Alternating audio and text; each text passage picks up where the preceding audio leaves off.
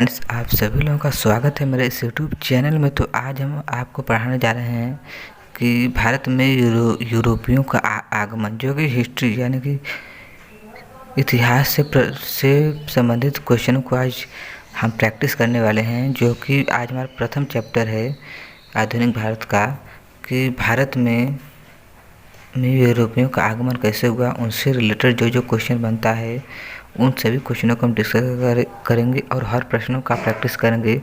ये है हमारा लूसेंट सीरीज। यदि आपको हमारा वीडियो अच्छा लगे तो हमारे चैनल को सब्सक्राइब और शेयर जरूर करिएगा। तो चलिए हम अभी शुरुआत करने वाले हैं। हमारा पहला प्रश्न होता है ये। तो यहाँ पर हमारे सूची 1 को सूची 2 के साथ मिलाना है। तो जैसे पुर्तगाल ईस्ट इंडिया कंपनी की स्थापना कब हुई, यही सब है। British India company, Dutch east India company, French east India company. तो इसका क्या है आंसर, जो हमारे फर्स्ट क्वेश्चन का है, तो हम यहाँ पर डिस्कस करेंगे। तो हमारा फर्स्ट क्वेश्चन का कौन सा,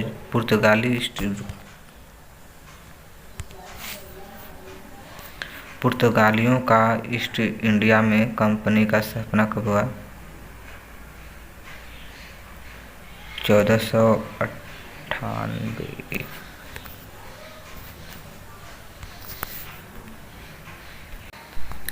तो यहाँ पर हम सभी जानते हैं कि पुर्तगाली जो कि ईस्ट इंडिया कंपनी से, पुर्तगाल से जो कि वास्को डी गामा भारत आया था 1498 में ईस्वी में। तो उसी समय की पुर्तगाली ईस्ट इंडिया कंपनी की स्थापना हुई थी 1498 ईस्वी में। चलिए, और ब्रिटिश ईस्ट इंडिया कंपनी की स्थापना जो हुई थी 1600 ईस्वी में, ये भी हमें पता है। और डच ईस्ट इंडिया कंपनी जो है कि उसकी स्थापना हुई थी 1602 में। ठीक है, 1602 में हुई थी। और हमारे फ्रेंच ईस्ट इंडिया कंपनी की स्थापना 1664 ईस्वी में हुई। तो हमारा इससे हमारा आंसर बन जाएगा, हमारा आंसर बनेगा ये फर्स्ट हमारा आंसर बनेगा। चलते हैं नेक्स्ट क्वेश्चन की तरफ। हम सूची 1 को सूची 2 के साथ इसे भी मिलाना है।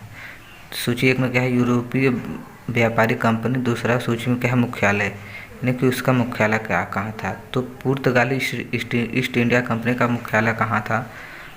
तो उनका मुख्यालय तो गोवा में ही था, हमें पता है, गोवा।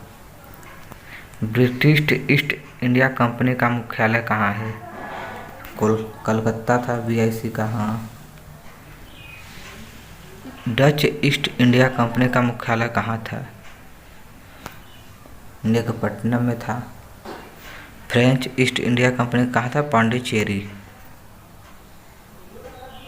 तो इससे हमारा आंसर क्या बनेगा? इससे हमारा आंसर बन जाएगा, हमारा आंसर हो जाएगा बी।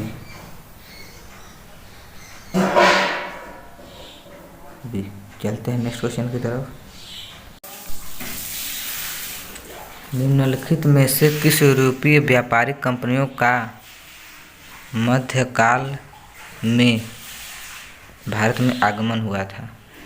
पहला है पुर्तगाली का, दूसरा ब्रिटिश, तीसरा डच, चौथा डेनिश, पांचवा फ्रेंच, फ्लैंडर्स, स्वीडिश। मध्यकाल में आगमन, तो हम जानते हैं मध्यकाल में यूरोप का आगमन पुर्तगाली भी हुआ था, ब्रिटिश भी हुआ था, डच भी आया था, डेनिश भी आया था, फ्रेंच, फ्लैंडर्स, स्वीडिश, यानी कि उपरोक्त में से सभी आए थे मध्यकालीन में। क्योंकि हम लोग मध्यकालीन भारत का इतिहास पढ़ते हैं तो सभी मध्यकालीन भारत के इतिहास में ही आए थे। तो उसी प्रकार से हम इसके उपरोक्त में से सभी को डिस्कस करेंगे। चलते हैं नेक्स्ट क्वेश्चन की तरफ। वह पुर्तगाली कौन था?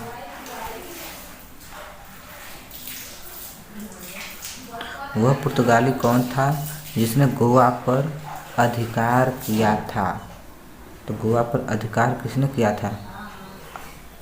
अल्फांसो डी अल्बुकर्क ने। अल्फांसो डी अल्बुकर्क ने। चलते हैं नेक्स्ट क्वेश्चन की तरफ। भारत में ईस्ट इंडिया कंपनी का पहला गवर्नर जनरल कौन था? भारत में ईस्ट इंडिया कंपनी का पहला गवर्नर जनरल था वारेन हेस्टिंग।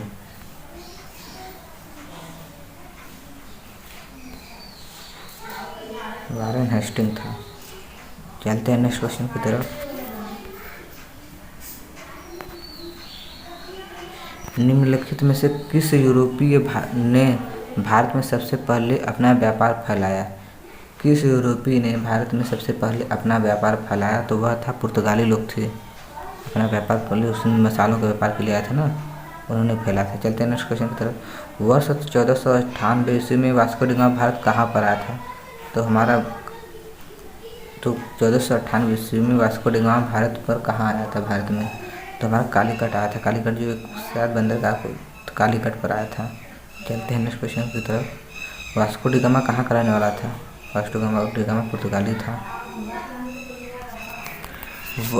नेक्स्ट क्वेश्चन की तरफ पढ़ते हैं। वह अंग्रेज जिसने सम्राट जहांगीर के दरबार में आकर भेंट किया था? तो सम्राट जहांगीर के दरबार में आकर कौन भेंट किया था? सम्राट जहांगीर के दरबार में सर टॉमस रुआ थे ना, सर टॉमस रुआ थे। चलते हैं नेक्स्ट क्वेश्चन की तरफ। तुम्हारा 10वां क्वेश्चन क्या है? गोवा, दमन और दीव का उपनिवेशीकरण मूलतः किनके द्वारा किया गया था? गोवा, दमन और दीव का उपनिवेशीकरण मूलतः किसके द्वारा किया गया था? तो वह था पुर्तगाली लोग थे। चलते हैं नेक्स्ट क्वेश्चन की तरफ। अल्बुकर्क ने गोवा को 1510 ईस्वी में किसने छीना था? अल्बुकर्क ने गोवा को 1510 ईस्वी में किससे छीना था? गोवा को छीना था उसने, किससे छीना था? तो गोवा को उसने छीना था बाजीपुर के सुल्तान से। बाजीपुर के सुल्तान से छीना था। चलते हैं नेक्स्ट क्वेश्चन की तरफ।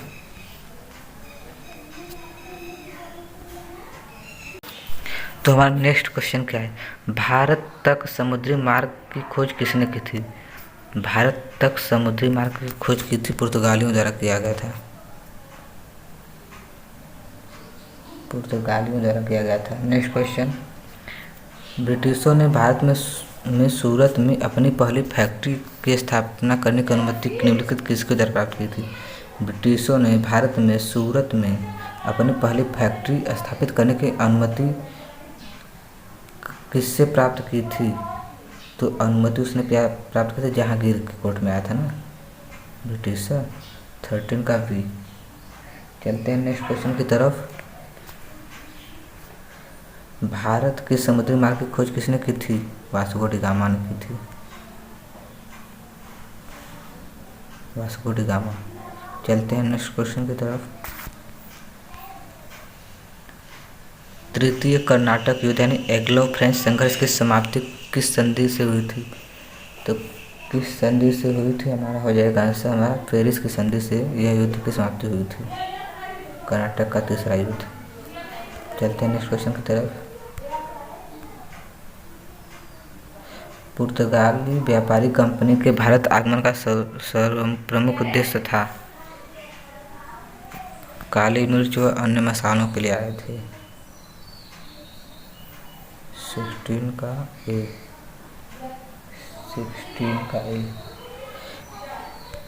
17 में 1498 वास्को डी गामा कालीकट में उतरा तो किसने उसका स्वागत किया? हाँ, जमोरिन ने किया था। 17 का ए। Next question.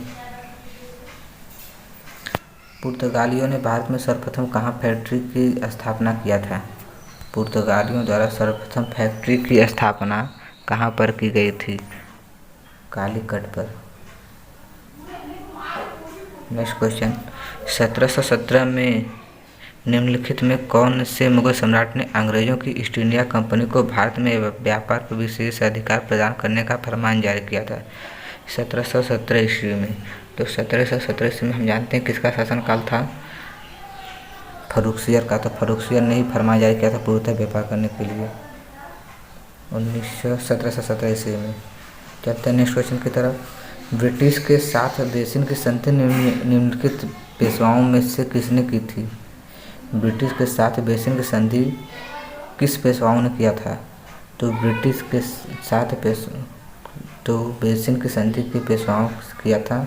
तो हमारा 2020 का आंसर हो जाएगा हमारा बाजीराव सेकंड ने किया था। बाजीराव सेकंड ने ब्रिटिश के साथ बेसिन की संधि किया था। तो यदि हमारा वीडियो आपको अच्छा लगे तो हमारे चैनल को सब्सक्राइब और शेयर जरूर करिएगा ताकि हम और अच्छे से वीडियो बना सकें। Thanks for watching the video. Please subscribe my channel. Thanks.